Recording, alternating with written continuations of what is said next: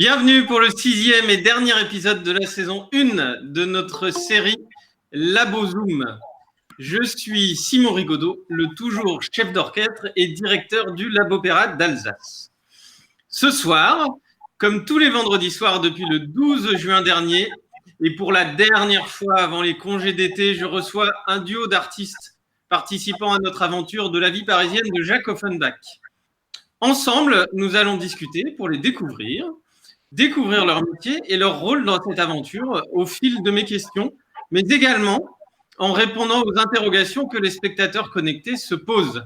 Le chat sur le côté de votre écran est prévu à cet effet. N'hésitez pas. Pas de problème technique la semaine dernière. Espérons que cette dernière sera également épargnée. Merci beaucoup pour votre fidélité dans ces 6 semaines. Cette semaine, nous clôturons la saison en bouclant la boucle. En effet, nous avions passé le premier Labo Zoom en compagnie de Garde-Feu et Bobinet, les deux ordonnateurs du complot visant à séparer la baronne du baron par le truchement de stratagèmes toujours plus inventifs. Nous allons donc ce soir rencontrer ces deux aristocrates suédois d'un don de la farce. Je vous présente donc Sonia Mennen et Thibaut Desplantes. Bonsoir Sonia et bonsoir Thibaut. Bonsoir. Bonsoir. Je suis ravi de vous recevoir pour ce 6e et dernier Labo Zoom de la première saison, ce qui implique sans doute qu'il y en aura au moins une seconde, voire même une deuxième. Comme chaque fois, eh bien, nous allons commencer par vous présenter chacun l'un après l'autre. Si tu le veux bien, Thibaut, nous allons commencer par la demoiselle du soir, Sonia. Alors, veux-tu nous donner ton nom de famille ? Alors, je m'appelle Sonia Mennen. Où es-tu née ? À Toulouse. Est-ce que tu veux nous dire ton âge ? Bien sûr. 35 dans quelques jours. D'accord. D'ailleurs, on en profite aujourd'hui pour souhaiter un très joyeux anniversaire à notre metteuse en scène, Claire Mangerès. Oui. Quel rôle donc tiendras-tu dans la vie parisienne ? Le rôle de la baronne. Donc, baronne de Gondremarck, un nom qui s'éternue plus qu'il ne se prononce.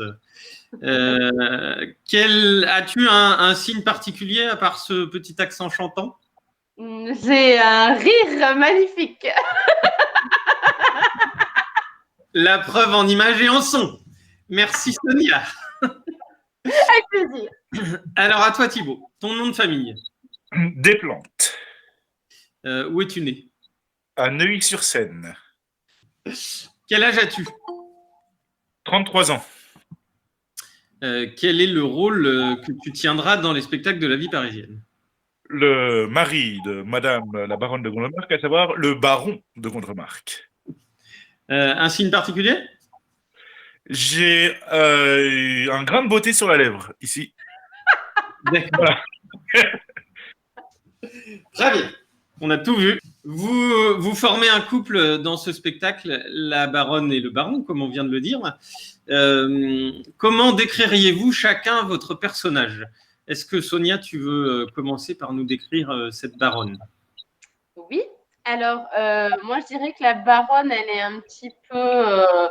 elle vit dans son monde, dans sa cage dorée. Elle ne connaît pas trop le monde. Elle est un petit peu ingénue, je ne sais pas si c'est le bon terme, mais un petit peu innocente. Voilà. Et voilà, elle vit dans l'opulence. Et là, son baron, son mari, l'amène découvrir Paris et elle en prend plein les yeux, quoi. Enfin voilà, c'est le monde de paillettes, de faste, et en plus elle va se faire un petit peu dragouiller, donc ça l'émoustille.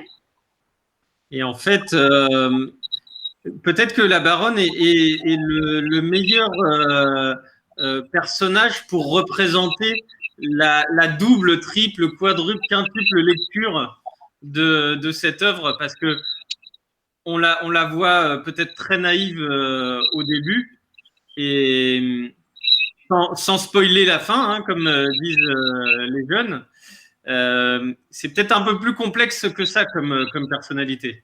Oui. Oui, quand même, parce qu'elle ne reste pas complètement... Enfin, Elle comprend. Elle est loin d'être bête quand même. Voilà. Quant au baron, qu'est-ce qu'on pourrait dire de lui? Écoute, comme la baronne, c'est un personnage qui effectivement a toujours vécu dans l'opulence et c'est un personnage truculent, haut en couleur, un grand enfant et qui, sans vouloir spoiler comme tu viens de dire, débarque à Paris finalement sur les conseils d'un de ses amis, le baron de Frascata, pour finalement découvrir la vie parisienne et puis les petites femmes. Et voilà, on va pas dévoiler la suite, mais il va en prendre plein les yeux et pas que. En tout cas, il n'est pas venu pour rien. On sait pas, on verra. Alors, ces deux personnages sont donc suédois et on entendra des inclinaisons de l'accent de ce pays scandinave eh bien, lorsque vous parlerez durant le spectacle, puisque pour rappel, une opérette eh bien, est souvent, les airs sont souvent entrecoupés de dialogues.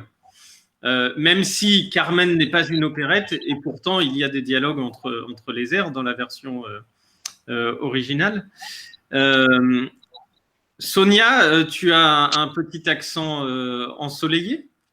Oui. Alors, il y a une chose qui intrigue beaucoup de gens lorsqu'on entend parler un chanteur avec son accent. On peut citer Céline Dion, par exemple. On se demande pourquoi est-ce que très peu de chanteurs gardent leur accent en chantant. Et là, pour le coup, on en connaît un, tous, on le connaît, qui garde son accent quand il chante, c'est Francis Cabrel, avec sa cabane au fond du jardin. Voilà, qu'est-ce qui se passe et comment est-ce qu'on gère un accent? Est-ce qu'on doit le perdre quand on chante? Est-ce qu'on le perd ou est-ce qu'on doit faire attention à le garder? Voilà, c'est un peu ce que je voulais savoir avec toi. Ben, en fait, moi, on m'oblige, entre guillemets, à perdre mon accent. C'est-à-dire que je dois faire attention à ne pas faire des hauts trop ouverts. Je dois faire attention à pas. Oui, je vais pas faire en chantant. Voilà. Pardon. Non, je sais pas. En fait, moi, on m'a toujours dit que voilà, il fallait chanter en uniformisant, le français, mais même aussi dans les langues étrangères, en fait. C'est vrai qu'en italien, il faut essayer de respecter au maximum, ou en allemand, ou enfin voilà. Et pourquoi? Je sais pas trop, en fait. Mais c'est vrai que c'est une demande qu'on me fait, moi, quand je travaille une mélodie, un air d'opéra. C'est vraiment, fais attention, là, ton haut est trop ouvert, là, pour rose, par exemple, voilà, je vais chanter, on dit rose, on ne dit pas rose. C'est vrai qu'on ne va pas dire dans un air ou dans une mélodie, je ne sais pas là en tête, mais on ne dira pas, il faudra éveiller à faire rose, voilà, par exemple. Est-ce que ça peut être aussi des histoires de projection du son? Est-ce que certaines voyelles, quand elles sont moins ouvertes, vont être projetées mieux ou les harmoniques vont mieux résonner? Je ne sais pas. Non, j'avoue que je ne sais pas. C'est pas. Il faut qu'on ait tous. Qu'on chante tous pareil. D'accord. Après, ça se gomme. J'ai l'impression que ça se gomme assez naturellement aussi. Peut-être pour la place, justement, avoir la bonne place pour chanter, la voix à la bonne place. Ouais. Mais je ne pourrais pas répondre plus précisément. Alors Thibaut, toi, normalement, tu n'as pas d'accent. En tout cas, tu nous l'as prouvé depuis le début. Et pourtant, tu interprètes donc un personnage qui est suédois. Alors, je pense qu'on ne va pas dévoiler grand-chose du spectacle en disant que probablement que vous allez parler avec l'accent de ces personnages-là. Qu'est-ce que ça implique comme travail pour toi qui n'en a pas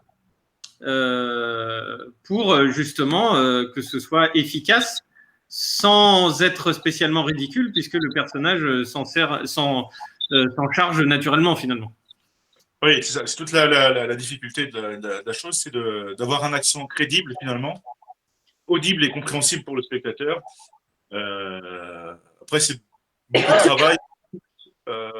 Moi, j'écoute beaucoup, notamment sur YouTube, pour essayer d'entendre ce que peut donner un accent suédois. Moi, un Suédois ou une Suédoise qui parle français. Donc, j'ai vu un reportage sur le vin, donc c'était en plus très intéressant. Mais la personne n'avait pas spécialement d'accent. Donc, c'était pas très enrichissant. Mais bon, on essaye de. Et puis, l'accent qu'on se figure, finalement, là, pour le coup, c'est plutôt un accent allemand ou quelque chose qui se rapproche plus de l'allemand que du suédois. Parce que conscience, on n'a pas d'accent, on ne connaît pas l'accent suédois. Je veux dire, en France, on connaît très peu l'accent suédois. Donc, moi, je pense que on a envie d'entendre un accent qui est différent de l'accent français. On veut un accent qu'on connaît, qui sonne à l'oreille, qui sonne suffisamment ridicule pour paraître étranger. Donc, je pense que ça se rapproche plus de l'accent finalement allemand que de l'accent suédois pour le coup. Voilà. Mais c'est du travail, toujours d'écoute et puis de concentration pour faire en sorte des V, d'en faire des F, etc., d'accentuer certaines voyelles ou fins de phrase pour rendre le tout crédible. Mais pour revenir à la question de l'accent, en fait, finalement, je pense que quand on chante, pourquoi on perd son accent ou pas, je pense que comme c'est un travail de mimétisme qu'on apprend par cœur finalement des rôles ou comme une poésie, on apprend et puis on répète. Donc c'est pas quelque chose d'instinctif quand on chante. C'est quelque chose qu'on a déjà appris. Quand on parle de manière instinctive. On réfléchit à ce qu'on dit, mais on réfléchit pas plus que ça. C'est pas incorporé dans le corps.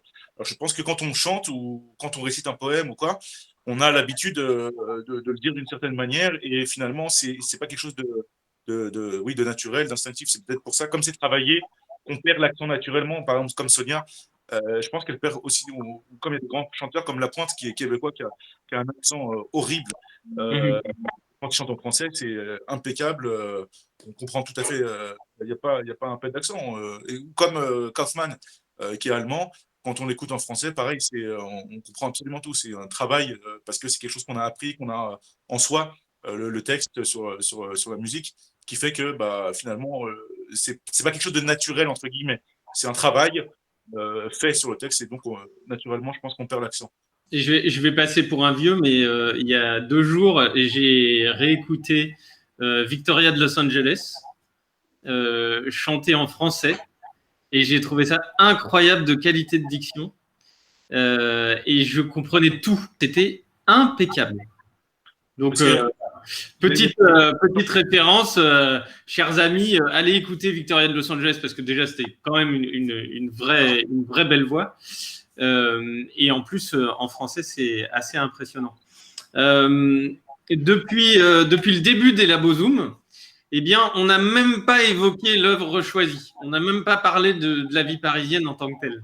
Elle est souvent présentée comme une opérette, même si Offenbach lui-même l'a qualifiée d'opéra fantasy.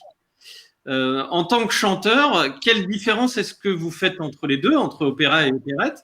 Et puis, est-ce que c'est la même technique de chant? Est-ce que ça nécessite les mêmes qualités? Alors, si Thibaut, peut-être tu peux commencer sur cette question-là. Ça l'inspire. Non, si, parce que je faisais des analogies. En fait, je faisais une analogie par rapport parce que j'ai eu beaucoup cette discussion avec des amis, de savoir quelles sont les différentes techniques. En fait, pour moi, en tout cas, il n'y a qu'une technique. Qu'on chante de l'opéra ou de l'opérette, finalement, aujourd'hui, malheureusement, il y a des catégories. On classifie les gens. Il y a des chanteurs d'opéra, des chanteurs d'opérette, comme si l'opérette était un sous-genre et que les chanteurs d'opérette ne savaient pas chanter. Il n'y a pas si longtemps, par exemple, Gabriel Baquier, qui est un très grand baryton, a fait une très très belle carrière, très grande carrière en tant que chanteur d'opéra et également une très belle carrière en tant que chanteur d'opérette, notamment avec des rôles comme Brissac dans Les Mousquetaires au couvent. Donc, comme quoi, en fait, on pouvait mélanger, mais c'est très français, je crois. En Allemagne, il n'y a pas tellement cette différence entre chanteurs d'opéra, chanteurs d'opérette. Il n'y a vraiment pas autant qu'en France en tout. Donc, pour moi, la technique reste la même. Un peu comme une voiture. Je veux dire, quand on conduit, pour prendre un exemple assez trivial, mais quand on conduit sur autoroute ou qu'on conduit sur départemental, finalement, la technique de conduite reste la même. Bon, après, on s'adapte en fonction de l'ouvrage, pour le coup, là, en parlant de chant. Donc, effectivement, il y a des choses qui vont changer, mais la technique en elle-même reste la même. Après, la différence vraiment entre l'opéra et l'opérette, c'est d'incorporer beaucoup plus en opérette qu'en opéra, mais la comédie, parfois la danse, les textes parlés, parce qu'on en a en opéra, mais ce sont des récitatifs souvent, donc avec de la musique. Alors qu'en opérette, pas du tout. On enchaîne texte, un chant avec numéro parlé, donc que ce soit des duos, des monologues, etc., des dialogues, des monologues. Et donc c'est la difficulté, je pense, qui se rajoute, c'est de passer de la voix parlée à la voix chantée, sans, voilà, en permanence finalement. Sonia, quand on t'invite pour chanter un opéra ou quand on t'invite pour chanter une opérette, tu te mets dans quelle disposition d'esprit et sur quoi est-ce que tu vas passer plus de temps? Qu'est-ce que ça va, quel investissement, comment tu vas flécher ton investissement sur tel ou tel domaine, que ce soit la comédie ou la qualité vocale? Est-ce qu'il y a des choses qui changent quand même dans la préparation? Ben, c'est sûr que, comme dit Thibaut, le fait qu'il y ait du texte dans l'opérette, enfin, beaucoup de texte, il faut forcément y passer du temps parce que c'est pas, on déclame pas un texte d'opérette, ben, ça a son importance, ça a une réelle importance dans l'opérette, le texte parlé. Donc, c'est sûr qu'on va y passer plus de temps. C'est aussi important que le chant. Après, vocalement, comme je suis d'accord avec Thibaut, c'est vrai que la technique reste la même. Les difficultés sont pas les mêmes. Enfin, je veux dire, en opérette, en général, enfin, pour moi en tout cas, hein, dans ce que j'ai à chanter, ça va être, il y aura peut-être plus d'agilité vocale, ça sera parce qu'en plus, il y a plus de physique dans l'opérette, enfin, je veux dire, dans le sens où on va danser, on va chanter, et on va parler en même temps. Parler, chanter, c'est quand même pas la même chose, hein, ça demande c'est deux choses assez différentes. Et donc, ça va me demander voilà, un travail de devoir passer du parler au chanter, chose à laquelle je n'ai pas forcément l'habitude. Après, ce sera à peu près le même travail, hein, toujours étudier, voir le personnage, le texte, la musique, voilà, apprendre un peu, pas juste la partie, on pas juste prendre la partie, lire, ça y est, j'ai appris, ciao. Non. Mais c'est une préparation. Mais après, ça dépend aussi enfin, ça marche aussi. Chaque ouvrage, chaque rôle est différent en préparation. Voilà, ne va pas demander exactement la même préparation. Alors, vous aurez compris que j'ai voulu poser cette question parce que, alors qu'on est dans un pays qui a une tradition d'opérette et un répertoire d'opérette incroyable, il y a un nombre d'œuvres incalculable. Il y a encore dans l'imaginaire collectif cette suprématie de l'opéra par rapport à l'opérette. Alors que je trouve ça, moi personnellement, assez insensé de comparer les deux. Il y a des opérettes qui sont incroyablement bien écrites et des opéras pour lesquels on aurait bien voulu que la personne se dispense. En tout cas, nous dispense d'être obligé de les écouter, voire de les interpréter. Et souvent, comme tu l'as dit, Thibaut, on parle de chanteurs d'opérette de manière très condescendante.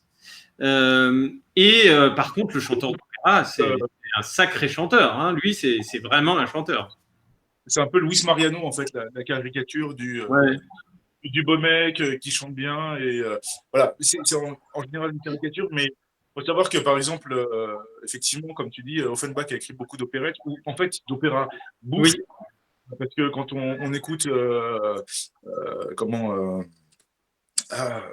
L'instant, le nom m'échappe quand je dois y penser. Avec Line Jack, tu sais, les poupées, là, les trois poupées Olympia.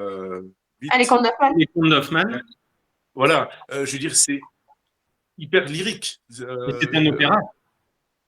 Mais voilà, donc je veux dire, la frontière entre opéra et opérette est finalement très fine. Et puis c'est un style d'écriture. En fait, ça a été classifié comme opérette. C'est de la musique du XXe siècle qui a été classifiée pour parler, parce que les sujets traités sont des sujets légers. En général, voilà, la vie parisienne, c'est un peu voilà la débauche de la vie à Paris, etc. Mais c'est surtout en fait le sujet qui classifie si c'est un opéra ou une opérette, mais pas forcément le genre musical. Il y a des opérettes très peu connues. Je crois que c'est les Trois baisers du diable ou Fausse ménage Non, c'est les 3 baisers du diable d'Offenbach et Poste en ménage de Terrasse. Pareil, c'est très lyrique. D'ailleurs, je parlais des mousquetaires au couvent, c'est pareil, c'est très lyrique. Et à l'inverse, Véronique, limite le classer en opérette. Donc, c'est vraiment le sujet, je crois, qui fait que on classifie opérette ou opéra. Mais malheureusement, maintenant, depuis quelques temps, on classifie en France les chanteurs d'opéra avec, comme tu le disais à l'instant, le côté très sérieux, et puis le chanteur d'opérette, où finalement, on s'attend pas que la personne chante bien, mais qu'elle soit rigolote ou qu'elle Voilà. sache danser. Il faut au moins qu'il soit drôle. Oui. C'est dommage parce que c'est loin d'être un sous-genre.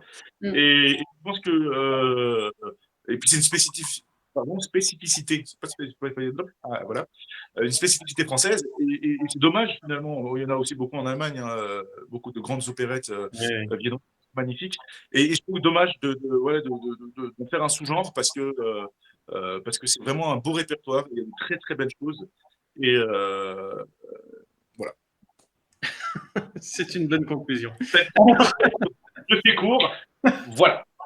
On va te garder, mais là pour peut-être une réponse un petit peu plus succincte, tout en restant tout à fait clair, puisqu'il y a un autre sujet dont on n'a pas parlé depuis le début, mais que je voulais aborder le plus clairement possible sans y passer des heures, c'est le sujet de l'intermittence. Le monde de la culture est très loin d'être déconfiné. Il a sans doute été le premier à être confiné et sans doute sera le dernier à se déconfiner, même si on peut dire qu'il n'a jamais été confiné puisqu'on a continué de créer. Malheureusement, c'est pas parce qu'on crée qu'on fait bouillir la marmite. Le grand public a entendu parler d'année blanche pour les intermittents, de plein de trucs, bla bla bla. On s'y retrouve pas, on ne sait pas ce qu'on entend, on ne connaît même pas ce statut. Alors, sans y passer des heures, Thibaut, est-ce que tu veux bien très pédagogiquement, très objectivement et succinctement, je répète, nous dire eh bien, ce qu'est l'intermittence? En fait, finalement, un intermittent du spectacle, on peut le comparer dans la vie de tous les jours à un intérimaire.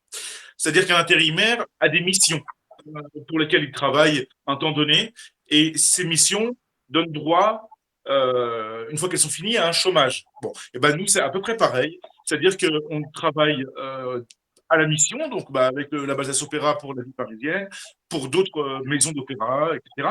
Et donc, ces différentes missions, finalement, ouvrent des droits au chômage. Et pour avoir ces droits au chômage, il faut effectuer 507 heures sur 12 mois pour pouvoir ouvrir des droits au chômage. Voilà, j'espère que j'étais assez clair, succinct. Ce que j'aimerais qu'on fasse comprendre aux gens qui regardent, c'est que effectivement, c'est une assurance chômage et n'est indemnisée que la personne qui a cotisé. Il n'y a pas de minimum, il n'y a pas de RSA pour les intermittents. Les intermittents sont des travailleurs comme les autres. Ils cotisent et quand ils ne cotisent pas, ils n'ont pas de droit. Voilà, personne n'est indemnisé sans avoir travaillé. Voilà, c'est tous les ans en fait le statut. Hein. Parce qu'on entend beaucoup, il y a beaucoup de fantasmes en disant qu'on les ouvre une fois et puis on les a vides. Non, absolument pas. Tous les ans, on doit faire donc sur 12 mois les 507 heures minimum pour ouvrir des droits, mais c'est par année. Donc on ne peut pas se reposer sur les lauriers. Et puis même quand on est en production, par exemple un mois et demi, je sais pas, à l'opéra au Capitole, on va faire plaisir à Sonia, et qu'ensuite on ne travaille pas. En fait, on n'est pas en production, mais on travaille à la maison aussi. En fait, on travaille pour apprendre les prochains rôles, les prochains ouvrages qu'on doit avoir. Parce que quand on arrive au travail, finalement, on connaît, donc au travail, comme pour tout le monde, c'est-à-dire qu'on arrive à l'opéra ou à la Balsas Opéra, on connaît la partition par cœur, on connaît tous les textes parlés, etc. Donc, il y a un travail en amont. On arrive en connaissant la partition, en ayant travaillé. Donc, en fait, finalement, ces droits au chômage permettent finalement c'est un travail qu'on fait. En fait, même quand on est à la maison, qu'on n'est pas au travail, c'est-à-dire dans une enceinte, dans un lieu, dans un établissement, dans une maison d'opéra, même si on est finalement à la maison, mais on travaille dans la technique vocale, mais aussi on apprend des partitions, etc. Donc c'est un travail, et finalement c'est pour ça que si on a ces allocations chômage, parce qu'on continue de travailler, même si ça ne se voit pas, parce qu'on n'est pas en représentation, on n'est pas en répétition. On travaille quand même à la maison tous les jours. Bon, je pense qu'on a dit l'essentiel, mais ça me paraissait important de parler de ce sujet parce que sans intermittence, eh bien, il n'y aurait pas de spectacle, il n'y aurait pas de télévision, il n'y aurait pas de radio. tout ce qu'on a aimé regarder pendant ce confinement subi. Donc, sans intermittence, pas de culture. Maintenant, je vais rappeler rapidement le principe du Lab Opéra d'Alsace. Pour ceux qui ne sont pas encore au courant, hein, mais ceux-là ont sans doute passé un confinement sur Mars. Il s'agit donc de monter un opéra différent tous les ans avec eh bien, une association qui repose sur des bénévoles très investis. Et cet opéra est monté en étroite collaboration avec 450 jeunes lycéens, étudiants et leurs enseignants. Selon leur formation, ils sont donc les concepteurs et créateurs des décors, coiffures, maquillages, costumes, mais s'occupent également de l'accueil des spectateurs, par exemple. Alors, si on en vient tous les deux à votre présence dans l'aventure de l'opéra coopératif, et Thibaut, tu as 3 secondes pour apprendre définitivement le nom de la compagnie, puisque c'est Lab Opéra d'Alsace et non pas Lab Alsace Opéra. Qu'est-ce qui vous marque et qu'est-ce qui vous touche au Lab Opéra d'Alsace, Sonia, par exemple? Alors moi, je suis venue, en fait, j'ai auditionné pour le Lab Opéra d'Alsace parce que j'avais déjà participé à une production dans le même concept à Orléans, avec la Fabrique Opéra Orléans, avec Clément Joubert, que j'embrasse et je salue, et toute l'équipe là-bas. En fait, j'avais fait la flûte enchantée avec eux et j'avais adoré le principe de partage, voilà, on fait travailler, c'est ça, des élèves qui nous créent donc les décors, qui créent les costumes, nous font les maquillages, les coiffures, etc. Et c'est ils touchent un peu le métier. Voilà, ils sont confrontés à la réalité d'un métier. Ce ne sera pas forcément le leur directement, mais voilà. Et c'est super de pouvoir partager ça avec eux, de leur faire découvrir ce monde, de leur donner accès à ça, de les impliquer dans un tel projet. Et moi, ça m'avait énormément plu. Voilà, il y en avait, moi je me souviens, j'avais une jeune fille là qui me coiffait. Et justement, elle m'avait dit, grâce à ça, j'ai découvert qu'en fait, moi, je voulais faire de la coiffure dans le milieu du spectacle. Donc, elle était partie après faire un stage dans le cinéma, je crois. Voilà, donc c'est plutôt, je trouve ça bien d'aider aussi, parce qu'ils ne savent pas forcément ce que c'est. Ils se disent, tiens, c'est pas forcément à ma portée. Et puis, en fait, si. Et ça leur met une réalité de ce qu'ils apprennent à l'école, enfin, au lycée. Ça peut paraître un peu abstrait, et là, paf, ça les met dans une réalité, et c'est convivial, c'est super. Et après, le résultat, sur scène, ça se ressent. Voilà, l'ambiance, ça se ressent qu'il y a eu un truc. On sait qu'on n'a pas fait ça pour rien, et on sait tout ce qu'on a fait et tout ce qu'ils ont fait. Et moi, je trouve ça hyper intéressant, hyper important. Pas forcément qu'ils aiment tous l'opéra à la fin, c'est pas ça le but. C'est pas, voilà. Ça n'arrivera pas. Ça n'arrivera pas. Et voilà. Mais au moins, ils ont découvert autre chose, et ils sont hyper fiers. Et ça, franchement, c'est beau de les voir fiers de ce qu'ils ont fait. C'est émouvant pour nous de nous battre pour mettre ça en valeur. Thibaut, qu'est-ce que tu dirais là-dessus? Je rejoins tout à fait Sonia, c'est absolument ça, effectivement, de pouvoir partager avec des gens dont c'est pas forcément l'horizon, comme tu disais, mise en pratique de leurs études. Et je pense qu'effectivement, c'est très valorisant pour ces jeunes lycéens. Et puis, c'est différents horizons parce qu'on a toujours l'image de l'opéra où c'est réservé aux vieux, riches, etc. Et là, finalement, comme disait Sonia, c'est le fait de faire participer des lycéens pour la confection des costumes, coiffures, maquillage. Il y a déjà un côté concret de leur étude qui se réalise. Et puis, en même temps, ils se rendent compte que des chanteurs d'opéra sont des gens normaux fait, qui sont tout à fait accessibles. Et donc ça, je pense que c'est une grande chance et pour eux et pour nous, parce que finalement, on rencontre aussi d'autres personnes que finalement notre microcosme qui est l'opéra. Donc c'est Et vraiment... justement, ça me suggère une question, mais dans quel état d'esprit est-ce que vous êtes quand il s'agit de bosser avec des amateurs parce qu'il y a forcément une espèce d'incertitude, même si l'incertitude du spectacle elle est permanente. Mais quand on est avec des amateurs, il peut souvent en sortir le meilleur, mais il peut y avoir des petites surprises. Est-ce qu'on est aussi confiant, Sonia, et est-ce qu'on est aussi détendu quand Oui. on est dans une production qui met en jeu aussi des amateurs? Moi, je pense que les amateurs, moi, je fais souvent je fais aussi des concerts avec des chorales de chanteurs amateurs, etc. Et ils sont pas là pour rien, en fait. Donc, ils mettent beaucoup de cœur à l'ouvrage. Et là, dans le Lab Opéra, c'est pareil. C'est-à-dire qu'ils ont pas vu de la lumière derrière une porte et tiens, Non, ils sont hyper concernés, concentrés, investis dans ce qu'ils font. Donc, évidemment, il peut y avoir un raté, il peut y avoir un stress en plus ou quoi, mais même nous, professionnels, ça peut nous arriver. Donc, en fait, non, le fait qu'il soit amateur ou pas ne me stresse pas plus que ça. Le seul truc, voilà, en répétition, ben oui, on va peut-être prendre un peu plus de temps sur certaines choses parce que nous, on a de par l'expérience, on a, pas des automatismes, mais il y a des choses qui vont aller plus vite.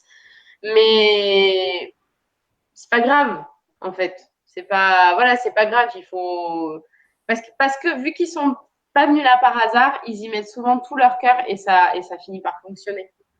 Voilà. Donc, en fait, pour filer ce que tu dis, je trouve que nous, professionnels, travailler avec des amateurs, ça nous oblige.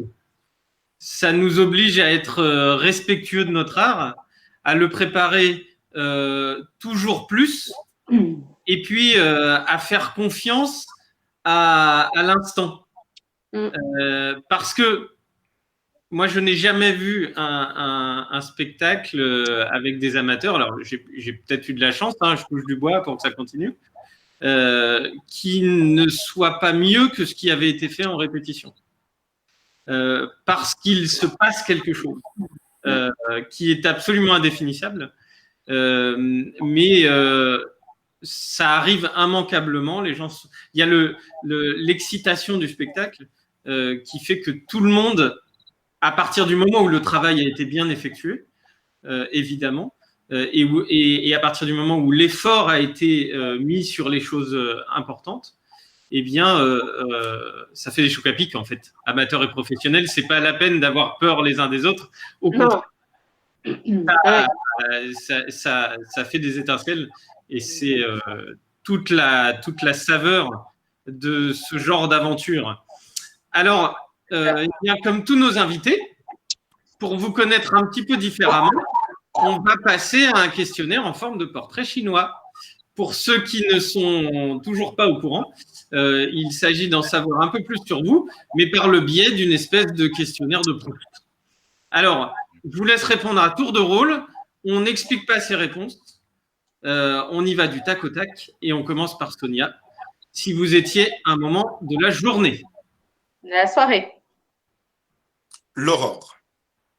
Si vous étiez une pièce de la maison. Le salon.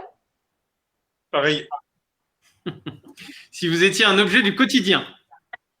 Mon téléphone. Ma voiture. Si vous étiez un jeu vidéo.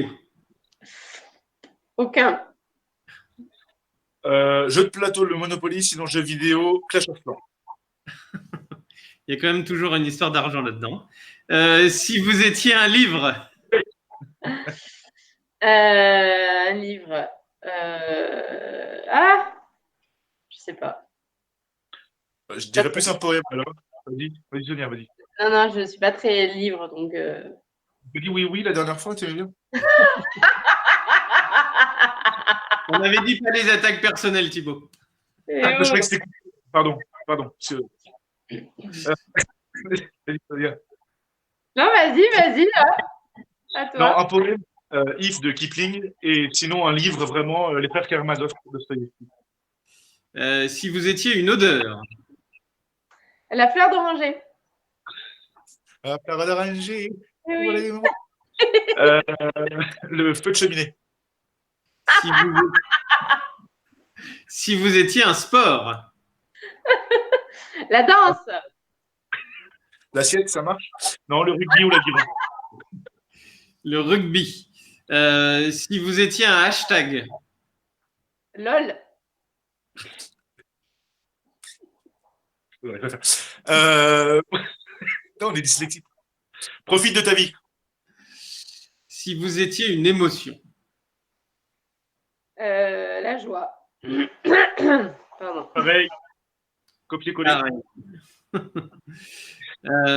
Alors, les spectacles de la vie parisienne auront lieu au printemps prochain. Qui n'est pas au courant? Je ne sais pas. Qu'est-ce que vous pourriez dire aux gens qui sont avec nous en direct ou qui nous retrouveront en replay pour les convaincre d'acheter leur place pour le printemps prochain? Moi, je dirais que si vous n'avez pas l'habitude de venir voir une opérette ou un opéra, c'est l'occasion parce que ça sera, enfin, au vu de ce qu'on a commencé à préparer, ça va être très sympa. Gai, enjoué, plein de paillettes, voilà. Il est super porté en plus, donc voilà, de la danse, enfin, tout ça, quoi. Et pour ceux qui ont l'habitude des salles d'opéra, je vais dire plus classiques, des spectacles plus classiques, justement, là, ça vous permet de changer de lieu et tout en ayant quand même, évidemment, un spectacle de qualité. Thibaut? Bah, écoute, moi, il y a un truc que je comprends pas, c'est qu'il ne devrait plus y avoir de place. Non, mais disons-le clairement, ça fait 5 fois qu'on fait donc la Bozoom, fois 2, donc ça fait 10 personnes, 11 avec Sonia qu'on fait la promotion, puis toi, je veux dire, à un moment, si les 11 autres collègues n'ont pas réussi à convaincre les gens de venir, mais je comprends pas. C'est un super spectacle. Il y a des super chanteurs. Vraiment, il y a une très très bonne ambiance. Et tout est vraiment, ça vaut vraiment le coup de venir. Et voilà. Mais je pense qu'il n'y a plus de place déjà, vu toute la promotion que nos collègues ont fait. Oui, on a prévu de rajouter 3-4 spectacles, mais vous n'êtes pas encore au courant. Voilà. Mais on va s'éclater. On va s'éclater. C'est dans 9 mois, à peu près. 9 mois, c'est un enfant, finalement. Voilà. Eh bien, on accouchera de ce spectacle. Alors, voilà, Thibaut et moi sommes encore enceints. On accouchera de ce spectacle avec beaucoup d'émotion parce que ça aura pris du temps et avec beaucoup d'envie parce que ça aura pris du temps. Mais vous verrez que nous, on s'éclatera sur scène et qu'on se fera fort de ne pas vous laisser le choix de vous éclater en salle. Ça va être de la bombe. Alors, avant ce moment, je vous ai demandé de choisir un objet fétiche pour vous et de bien vouloir nous le présenter. Alors, quel est-il donc, Thibaut? Alors, Sonia, forcément, elle est au courant, parce qu'elle m'a déjà vu en vrai, mais voilà. La Schtroumpfette. Donc voilà. En fait, elle a une histoire particulière. Elle me suit dans partout, en fait, partout où je vais, que ce soit dans n'importe quel opéra, même en Chine, en Corée, elle est venue de partout. Donc voilà, elle vous passe le bonjour là, coucou. Voilà. Et donc pour ceux qui veulent savoir exactement ce qu'elle signifie, eh ben vous me poserez la question en privé. Voilà. Et pour toi, Sonia? Venez au spectacle. Moi, je ne savais pas trop quoi prendre, alors j'ai pris mes chaussures. Ce sont mes chaussures de concert que je mets tout le temps celles-là, et parce que je les adore. Et c'est vrai que là, par exemple, il faudrait que j'en change Et franchement, j'ai du mal à m'en séparer. Je Un sais pas, c'est un peu, traiteur. c'est devenu, je suis fétichiste de mes chaussures de concert. Mais voilà, elle m'accompagne sur tous les concerts et c'est vrai que je change de robe, mais pas de, très peu de chaussures. Voilà. D'accord. Euh, écoutez, merci Sonia, merci Thibaut d'avoir passé ce moment avec nous. On vous souhaite, eh bien, comme tous les autres artistes, de pouvoir réellement vous déconfiner dès que possible. Et d'ailleurs, eh bien, Thibaut en a parlé tout à l'heure, mais est-ce que vous avez déjà des dates à communiquer pour faire votre promo? Autant en profiter. Alors, Sonia, est-ce que tu as quelque chose à nous annoncer? Euh, alors moi, ma vraie reprise, ça sera en octobre. Et en octobre, en fait, je vais faire mes débuts au théâtre du Capitole dans un opéra de forêt. Enfin, voilà, j'ai un petit rôle dans un opéra de forêt donc, qui s'appelle Pénélope. Et donc, je suis très heureuse de faire ces débuts là-bas, dans ces Opéra conditions. le Capitole de Et Toulouse, pas de Toulouse. Voilà. une très belle scène européenne. Voilà. Et pour toi, Thibaut? Eh bien, pour moi, hormis le chant sous la douche, ce sera normalement, ça se passe bien, mais malheureusement, j'ai des craintes au vu des dernières nouvelles, mais ce serait en décembre 2020, oui, on est en 2020, décembre 2020 et janvier 2021, à l'Opéra de Montpellier. Je chanterai dans Le Voyage dans la Lune d'Offenbach. Voilà, je reste dans mon année Offenbach. À l'Opéra de Montpellier, j'interpréterai le rôle de Cosmos. Voilà. Très bien. Eh bien, ainsi s'achève le dernier épisode et donc la première saison de notre série La Bozoom avec ces deux personnalités ensoleillées et enjouées. C'était un grand plaisir, effectivement, de vous rencontrer tous les vendredis et de vous faire découvrir des aspects habituellement inaccessibles de l'aventure du Lab Opéra d'Alsace et de la vie parisienne. N'hésitez pas à nous dire si ça vous a intéressé et pourquoi pas nous proposer des améliorations. Nous envisageons de renouveler l'expérience pour une deuxième saison à partir de septembre prochain, sans doute au rythme d'une rencontre par mois avec de nouveaux invités. Nous vous préparons aussi d'autres surprises pour les temps prochains.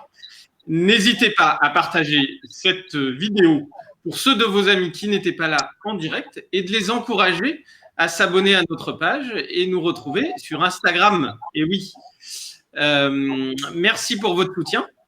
Et n'oubliez pas, vous pouvez acheter vos billets pour les spectacles qui auront lieu à Colmar et Sosheim au printemps 2021.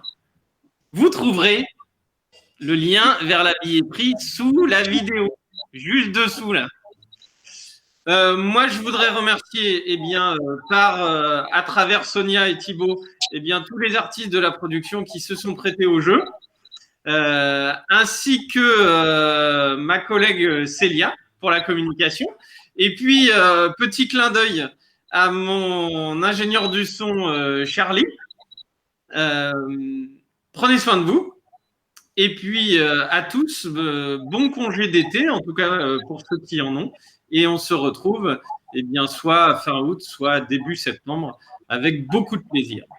Merci beaucoup. Merci. Merci.